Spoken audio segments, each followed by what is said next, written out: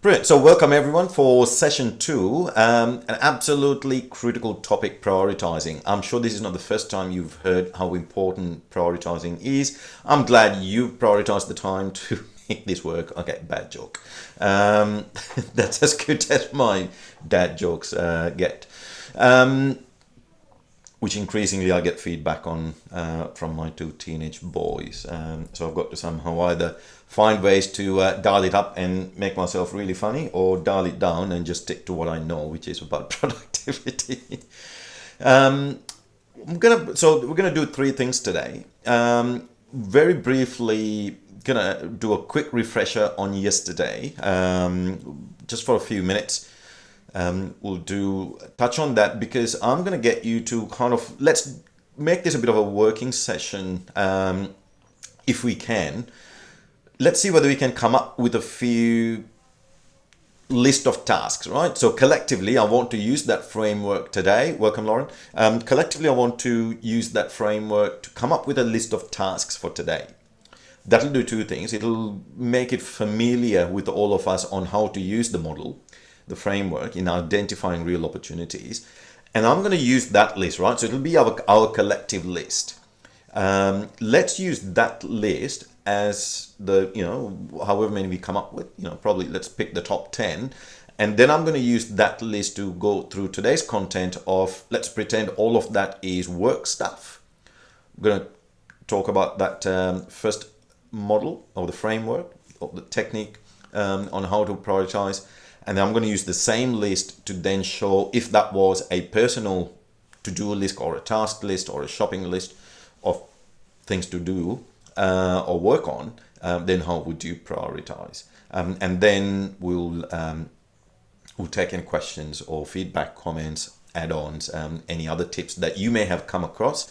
Because this is kind of collective learning, right? So that's what's in store. And I'm going to wrap it up by 12:45. Unless you've got any questions. So like yesterday, I'm happy to stay back and answer any questions that you may have.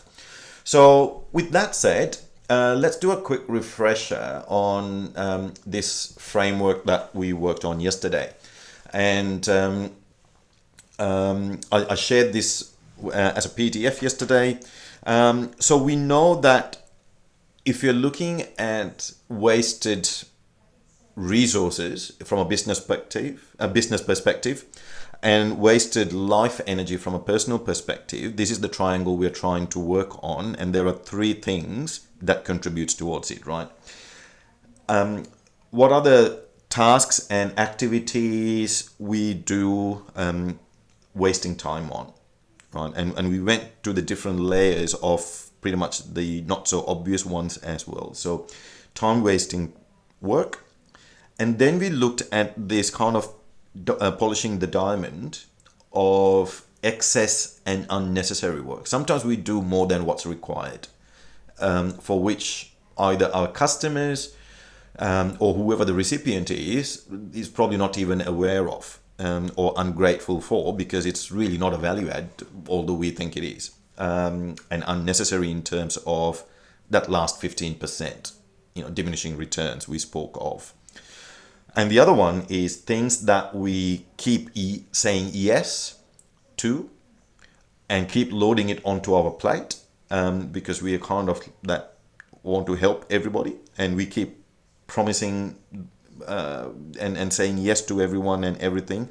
And as a result, we end up doing the work under strained conditions and overloaded calendars and capacity. So we're doing time-wasting tasks, unnecessary and excess tasks, and overloaded and strained activities and work.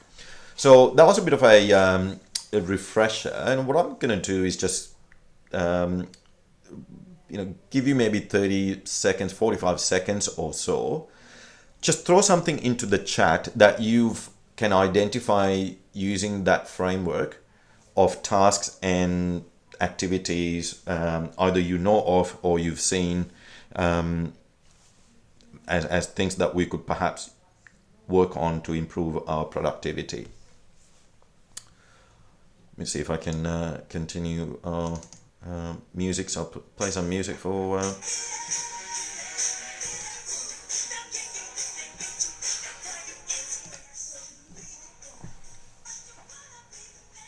love my 80s music, so let me just play that while you do a bit of thinking.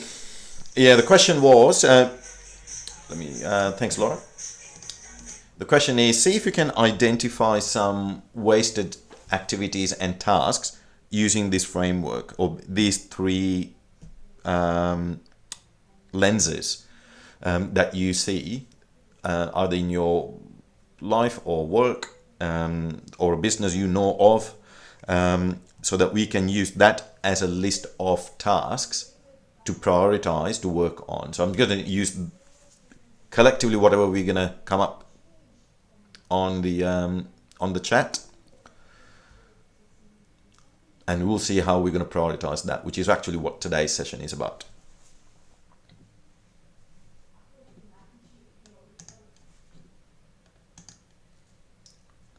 So one of the things that I waste my time on is looking through tools in the garage. Yeah, conflicting priorities. And let's prioritize how to work on conflicting priorities, Dave. Brilliant. Yeah, so I know from a personal perspective, my toolkit in the garage is constantly getting used by the two boys, because now they're kind of that mid to late teenagers, and they're getting kind of interested and exciting with the tools, and the tools are everywhere, so can't find it. So that decided to come on. So I waste my time just looking through the toolboxes when I need to find something. So that's something that I know of. So let me just throw that in. Wasting time looking through, wasting time finding tools in the toolbox. In the shed. Right, so that's one that I can see using this framework, right? Utterly frustrates me, sucks my life energy out, because I know there's a better system and I have put the system in place, but just can't get everybody else to stick to it just yet.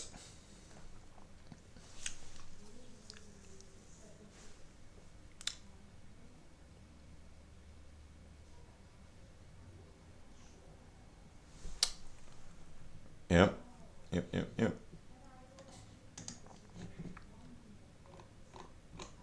Cool. Right, so we've got conflicting priorities. Compliance, wasting time. Compliance to standards. Let me just come back up here. Compliance to standards. So aiming for the solution that complies with all aspects versus minimum. Right. Okay. So I'm gonna. So Craig, I'm gonna put that as a. So I'm just gonna create my list. So. And it's going to be a mixed bag of lists, right? So we've got so David, I'm going to put yours first. So we've got, let's just say that we've got continual issue of double booking yourself, right? I'm just going to make that a little bit more kind of workable for our today's session, right? So continually double booked. There's a lack of system or thing. It doesn't matter what the solution is. We just know. And secondly, looking for tools. That's my own. Craig. So I'm just gonna compliance to standards, aiming for the solution. I'm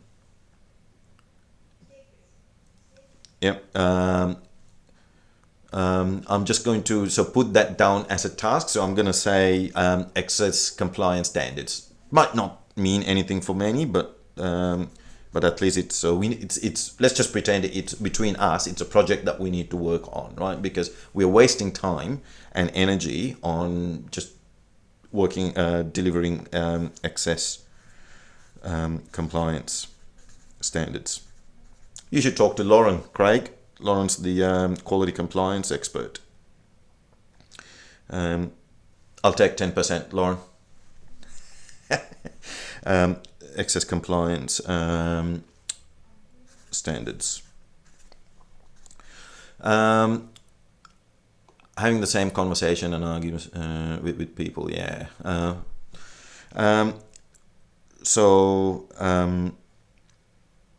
How can we put that as a thing? So it's kind of strain and overload.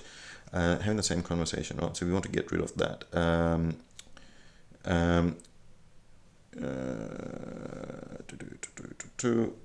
Mukesh, if you're okay, can I just put that down as, and this may not, so don't get offended, this may not be the cause, but I might just say poor SOP instructions kind of thing, because that's, you know, lack of clarity or something is basically why people coming in. Might not be the case, but at least so that we can then work towards, yeah, thanks. Poor SOP clarity. Let's just get a fifth one and then you will understand. Do that. Strain, repeating processes for multiple customers. Right, okay.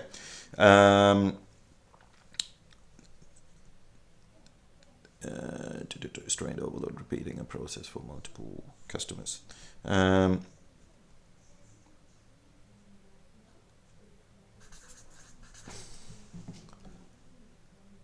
Going to go to the other camera now. Right, so I've got 5 things here. I've just repeated them. So repeating processes. Okay, right, brilliant. So we've got 5 things that we want to work on, right? Does anybody else just want to throw anything into the kit? We can do it. 6 doesn't matter. We can do with any amount, but if you want to just make it interesting, make something up if you want. But if not, this 5 will be it. Right? So these are kind of, if you use the framework at work, you can say, yeah, what are the things that we need to work on to improve, and then becomes, your project list becomes larger and larger, and then the issue is we get paralyzed.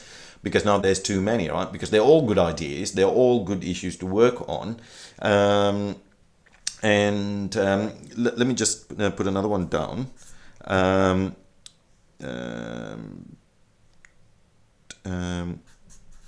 Too many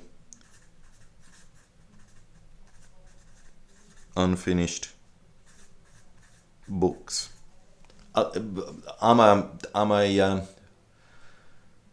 I love books, and I've got that addiction of, if somebody says, "Oh, have you read this book?" and I'm just like, before that person's finished talking about it, I've already gone on to Amazon or eBay or Fishpond or whatever it is, and I've already bought the book, right? And now I've got all these half-finished books by the bedside and in my office, but I'm frustrated because I'm like, oh, I'd love to read all that, but I don't have enough time, and it's kind of that constrained or strained and overloaded. But I want to make time, but I can't. So I've just put that in as, well, I want to get to. Right, so these are the things. So let's see how we're going to prioritize these, right? So the first version I'm going to use is known as the pain gain. And if we do these, right, you would have come across, I'm sure, a version of this at some point or the other. So on the horizontal x-axis, oh, it's just gone out of focus now. Come on, it'll come back. Let me just, I'll continue to run. It'll pick it up. If not, just swap cameras. Sometimes if I swap cameras and come back, it works. And let's just go back. Hello again.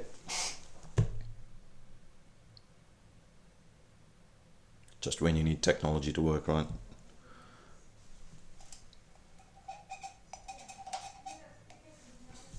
Ah, brilliant. So there's the gain, and obviously this is going to be high on that end and low on this end. Understand this is a bit subjective at the moment, and I'm going to talk you through as to how do we work across that to remove the subjectivity. Right? On the other part is the is kind of the pain, right? So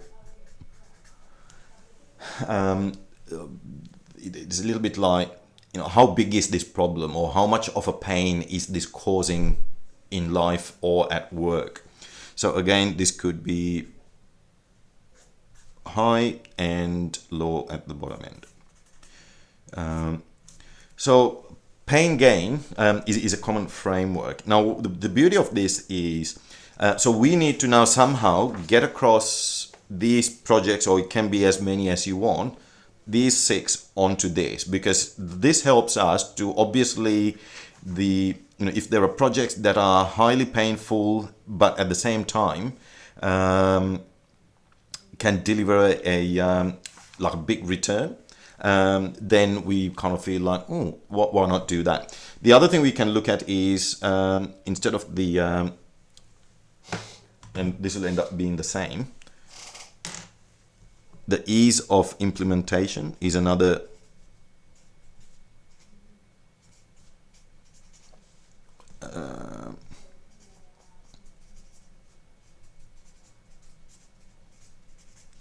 and of course this will be low, so very easy to implement, and this will be extremely difficult to implement. So you can replace these two, the matrix is going to work exactly the same.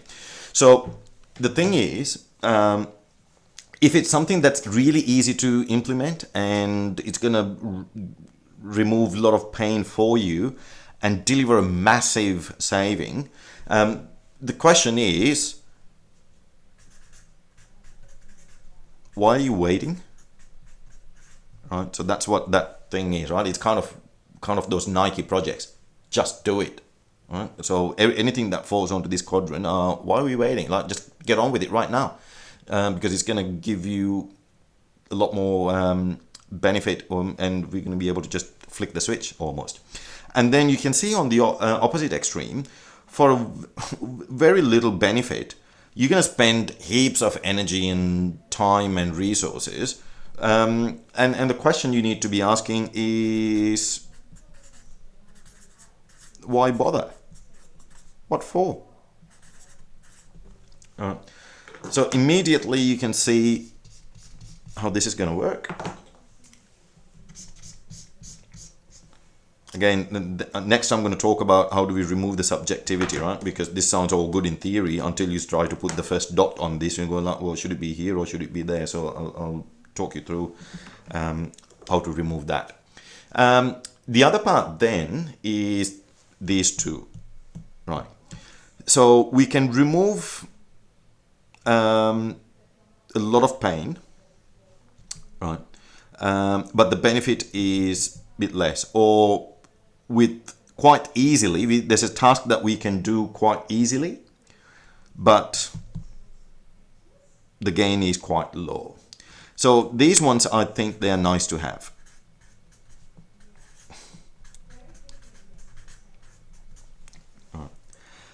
And then over here, extremely difficult.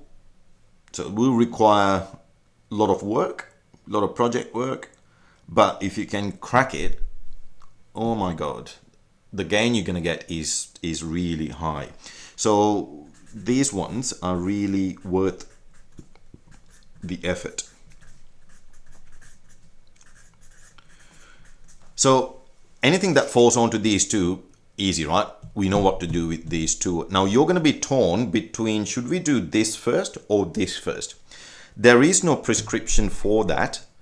Only you can judge depending on the resources you have at the time. If you're running low on fuel, if you got the orange reserve light on, then go here, because it takes low effort it takes low effort, and you can kind of cross off a few things. So at least you can continue ticking off and crossing off things from your list. It gives you that momentum, it gives you the feeling of progress, and you can keep the wheels turning, right? So the next opportunity, you can kind of go here.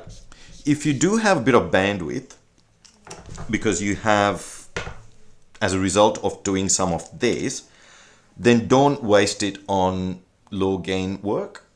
Go here. Right. So that's how I would prioritize, right? So definitely out of these four, this is number one and this is number four. These two are interchangeable. Well, I should do this. If this is 2, that's be 3. If that's 2, that'll be 3. Right. All good. Theory done. But this is not theory. This is a practical one, because our job is to get this number 6, this list of 6, or however many there are, onto this, right? So the problem is this. We need to remove, it can't be an open box. We need to somehow define the boundaries of the box, because as soon as we get the framework, it becomes really easy. Okay, tip number 1: define these 2 points. So here's what I do. I look at this list. I do a bit of origami as well.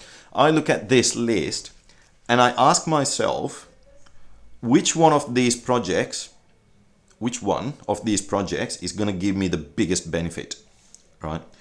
And let's say it's number 3. We just pick this one. We know this is by far that's going to give us the biggest benefit. If this is a work scenario, you could also use savings. If they are going to deliver some savings for your business, you can use savings on this, which becomes really easy because all these would have numerical values against them in terms of what savings would you generate. Think about the rework, think about the overtime, think about the cost of sending that delivery again. So it's really easy if these are those kind of projects, initiatives, tasks, or if they're negative variances on your P&L. We spoke about that yesterday. It becomes really easy to do this. So we're going to look at saying which one is going to be the biggest one. So I'm going to say this one. So all of a sudden we go like, okay, it's number 3 from a horizontal, that's the biggest benefit. And then I'm going to look at saying what's going to give the least benefit. And I'm going to say, let's just go, you know what? Sorting out the garage is going to be this one. So all of a sudden, right. What that does is now all of a sudden we got 2 reference points from our list. We know what good really looks like, and we really know what a low end really looks like. And we're going to do the same for this one. I'm going to ask, if I had to pick one, because I could do only one, what's the easiest that I'm going to be able to knock off this week? And I'm going to say double booking myself. That's the easy, because I'm just going to look at something like a Calendly or like a booking system, or I'm going to block out my calendar in advance, or whatever it is. That seems like I'm in control. I just need to be a bit more disciplined, and so that's the easiest. So I'm going to go like, okay, that's the easiest. And I'm going to say, if I had to drop one from this list because it's damn hard, which one would it be? Right. And I'm going to say, well, actually, this compliance standards is the hardest. Whilst it's here, it'll give the benefit, but it's the damn hardest, because I've got to manage a whole change management, and there are a number of people involved, and whatever. So I'm going to say, right, it's number 3 as well. All of a sudden, our picture frame is now complete. It's no longer a subjective framework. Now we know. So what I do now is, well, I know this by default this is basically that one there, right? It's the one with the highest gain and it's the one with the lowest. So that one we've already prioritized on our, oh sorry, it's gone onto our list. Done. Brilliant. I would then look at number one. I would ask, I know this one is the easiest, but I've only got the reference point of a vertical, but I also need to know the XY, right? We're doing XY coordinates. So I asked the question, project number one, continually double booking myself on a horizontal scale, compared to number two and number three, these two projects, where is this? And I would run, I'm going like, okay, if that's as least beneficial it gets, and if that's the highest benefit, and I'm just going to continue, where would it land? And I would go actually about there. I reckon number one compared to these two on a horizontal perspective, it will be here. So all of a sudden now I go, okay, it's X and Y, our project one is there. Done. We got number three, now the two. So I know on a horizontal scale it's there. I don't know vertically where it stands. So I'm gonna go compared to these two, number one and number three, where would it go? And I might start saying, okay, really difficult. It might be there. Brilliant. Okay, that's number two.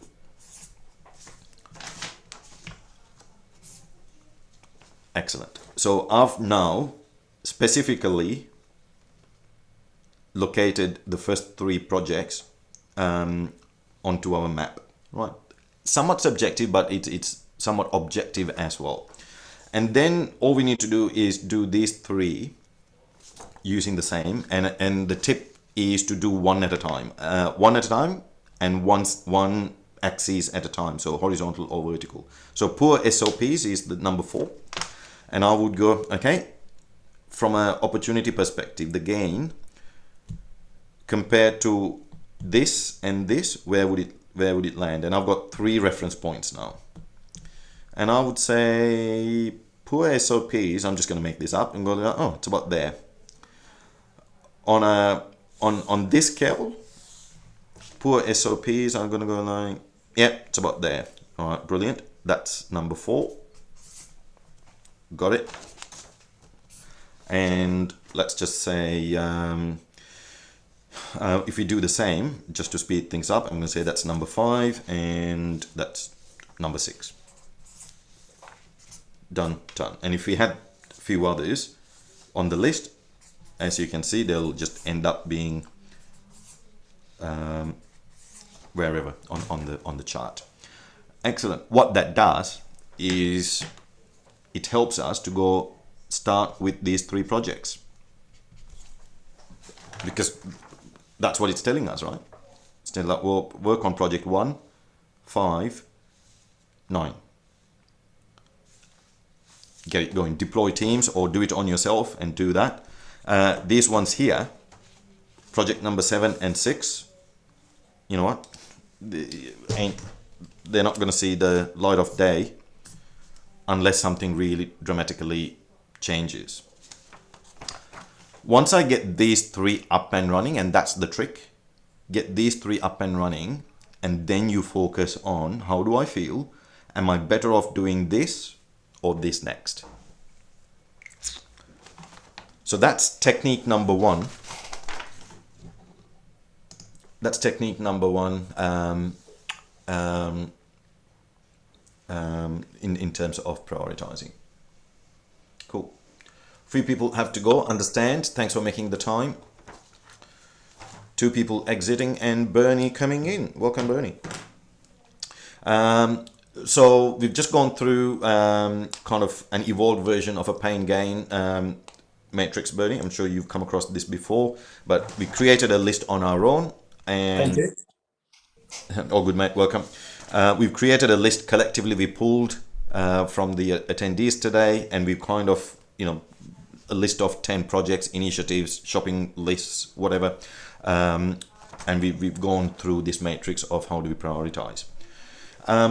Now, I'm going to use the same list, and here's the real exciting one. So I've built your expectations really high now, haven't I? The one that, oops. This technique that I'm about to share, as I said before, can work across any in terms of personal tasks, work tasks, projects, initiatives. And the beauty of this is the list can be 100 items. It'll take a bit of time, but the logic is really sound, and I'll just quickly go through that and show you how this works. If you're somewhat familiar with Excel, this works really well on Excel, particularly for long lists. But I'll show you the manual version, and you'll be able to figure out how the Excel version works. Okay, right, we're back on screen. So what we're trying to do is this list, right? So what we need is a grid, and the grid size will depend on number of tasks we've got.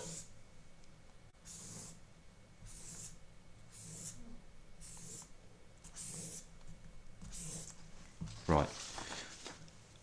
I'm gonna rename these as A, B, C, D. You will soon see why. Right.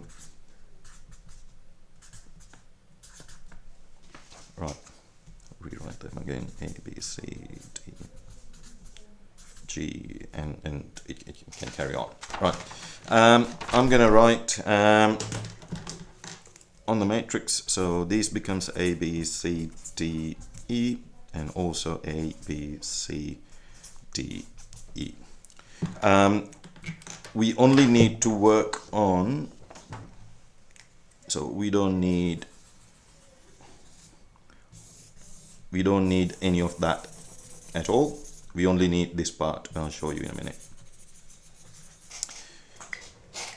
The problem with prioritizing, let me just come back up here. The problem with prioritizing is, in our brain, we try to put all the stuff into a list, and we are trying to make meaning, and we are trying to come up with one or two things, and we can't, because the priorities are different, the benefits are different, and we've got feelings and things that's behind those tasks that are also conflicting. So we struggle, and that's why we have these conflicting priorities. But and you see in circuses, right? You know when you're trying to tame an animal like a lion or a tiger, you get this little three-pronged tool that they use, because the tiger has to then keep looking at the three prongs, and it can't focus, so that's why it gets confused. Similar to if you put too many stuff into your brain at the same time, we don't know where to focus. Our brains are extremely good at, if I give you two options, and if I say you can have the red pill or the blue pill, pick. Okay, that might be a little bit too difficult, but if I said you can have vanilla ice cream or strawberry ice cream, pick, you'd be able to pick one. If I said you can only have one, you got, yeah, brilliant. Okay. So that's the technique we're going to use. So we're not going to do all of it at the same time. We're just going to give our brain use the way the brain works best, which is just give two options at a time. So I'm just going to go to the other camera again. So here's the thing. So we're going to go, and that's why this is irrelevant. Now what we're going to do is we're going to basically challenge the brain to say, out of this list, right, if we could only do one between two, which one would it be? Which one would take priority? So between A and B, we could only work on one. Which one would it be? All right. And I'm just going to do this randomly. So we're going to say, yeah, B takes priority between B and A. Going with that? Okay, done. Easy. Between C and A, which one would take priority? We could only work one. And we might say, well, actually, A takes priority over that. And then we might go between D and A, which takes priority, and it might still be A. And we might say between E and A, what is it? And we might be E. Okay, all right. Somebody better be quick on the keyboard. Get ready, because we're gonna make this up, right? Because between B and B, well, that's not existent. So between B and C, all right. Somebody put something into the chat. Which one would take priority? Okay, B it is, Craig. Okay, between B and D, what's more important? And we can only do one. Somebody else other than Craig. All right, D it is, David. All right, between B and E, which one's going to take priority? Somebody, anybody, anyone? All right, E it is. Thank you, Declan. Right, and you can see how this is going to work, right? And we might say between D and C, yeah, okay, it's C. Between C and E, let's just say it's E. And then the last one is between D and E. Or, okay, let's give D a chance. Okay, we're done. And you can see how this could work on Excel. After that, what we need to do is now count the number of occurrences each letter has got. So letter A, right? So letter A has got 2 occurrences. Letter B has got 2. I know what you're thinking. Ishan, you're in trouble. Letter C has got 1 occurrence. Letter D has got 2. And letter E has got 3. So the number of repeats, yeah? And you can see how you can easily do a count if on Excel and do a count. Now, that's the priority, because what it's saying is when we look at this list, we can see that task E has got the highest number of votes when trying to compare against everything. So whatever you do, you know you need to start with that one to begin with. That has got the highest number of votes, the winner. You also know C has got the least number of votes. On some instances, don't be surprised if it is 0. That's good, because that means out of these 5, that's the 5th. So this is the first winner, this is the 5th. Okay. The other thing now is we got 3 equal positions. There's 2 things we can do. We could rerun a new matrix, because now we're trying to define between these 2. And just to make it easier, let's just pretend, just worried if I had a bit more time, I would have rerun this to show.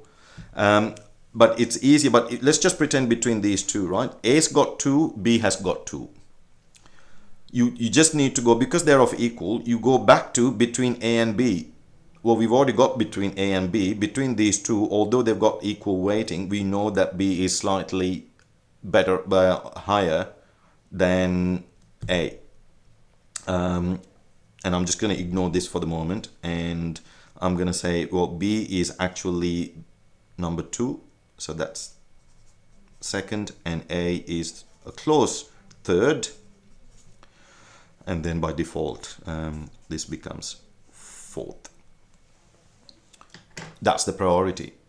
You work in that sequence. If you only had the bandwidth to do one at a time, that's what you do. And this could work for number of projects at work, things at on your task list, in any option. Yeah, would have loved to have just redone that, but I'm sure you're capable and you understand the logic. So 12:42. Thoughts, comments. So that's it. So if you just came here for the theory done, complete, feel free to go, grab a glass of water, get ready for your next session. Happy to take any questions, comments, feedback, or any clarification you're after.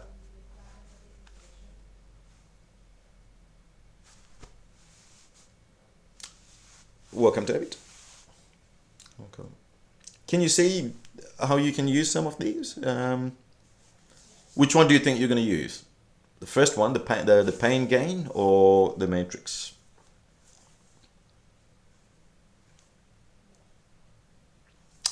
You could, but then and then the next time you work on what's taking time out, you're gonna put yourself as I'm doing excess work. I'm prioritizing double.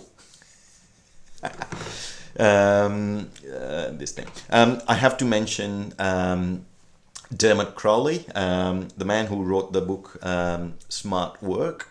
I've got to thank him for showing me that matrix technique. Did one of his workshops and he shared that with me, and he's so love that, and so thank you, Dermot.